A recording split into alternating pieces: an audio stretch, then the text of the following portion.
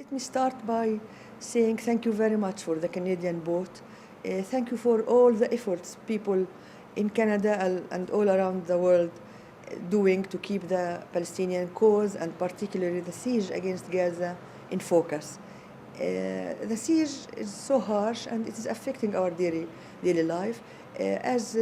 For me, it affects my life because freedom of movement. I'm not allowed to travel freely whenever I want and wherever I want to go. Gaza has been under this harsh siege since 4 years now, and even when the borders are opened, it is not easy to move into Gaza or outside Gaza. So it affects my life.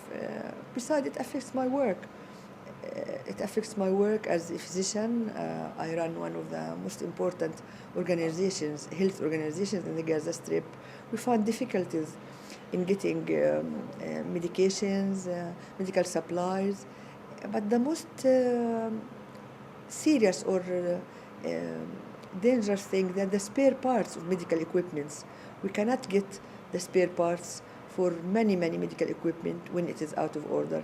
And when we get it after a long time of trying to get those spare parts. Of course, it affects the freedom of movement of patients. Many patients, hundreds and thousands of patients who are in need for referral abroad are denied this, or even if they get the referral outside the Gaza Strip for further treatment, they get it when it is late or after long procedures of routine and bureaucratic procedures when the borders are opened. But many times the borders are closed and those patients have to face their destiny waiting either to die or to travel. Those patients are patients of cancer, patients who needs cardiac surgeries, patients who needs neurosurgical intervention, and many specialties. Siege affects our life as well. It affects the psychological well-being of the Palestinian individual. More than 95% of the population of Gaza Strip, mainly women and children, suffer of one or another symptom of post-traumatic stress disorder. It is not easy to live on this very small piece of land, very crowded. 1.7 million now population live in Gaza. Majority of them live in the refugee camps, overpopulated with deteriorating economical level. The international aid agencies support the families, but this is not enough. People need to work.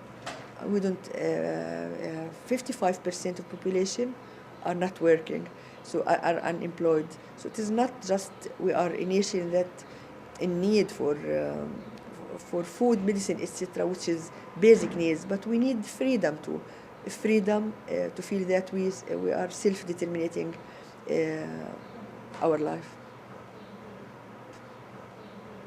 I think I have mentioned some of that, the psychological well-being of the Palestinian children. Many post-traumatic stress disorders like anxiety, bedwetting, different sorts of neuroses, inability to sleep, and phobias are prevalent now amongst the Palestinian children. This has become more after the Operation Cast Lead 2 years ago when Israel launched a war against Gaza Strip.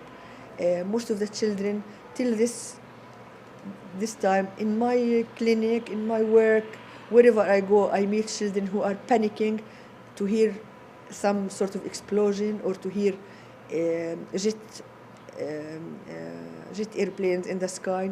They feel panic because of that, and this is normal for the children to feel that, but it increases the burden of work on us as people who are working for the safety and the prosperity of the women and children. Women get double troubled.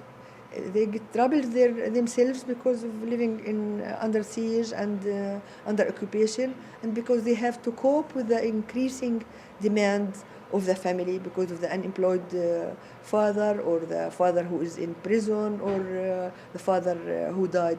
So the women now have the double responsibility on their shoulders. I think this is, you don't imply comprehensive collective punishment on the whole nation for the sake of Israel's security. I think this is rubbish. This is not true. You cannot keep 1.7 population hostages on their own land for the security of Israel.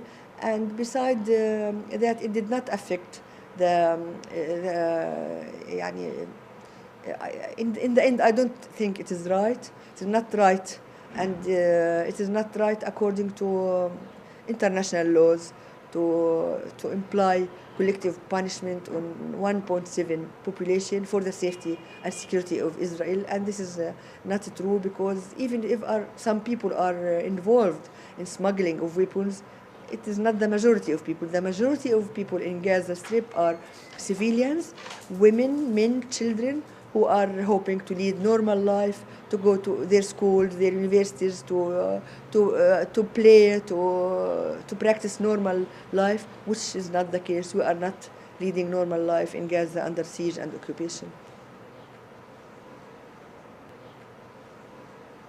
First and most important way is solidarity with Gaza, keeping Gaza in focus, keeping reminding the whole world of the daily practices, inhuman practices of the Israeli occupation against population. This is very important, the symbolic part of it, the solidarity part of it.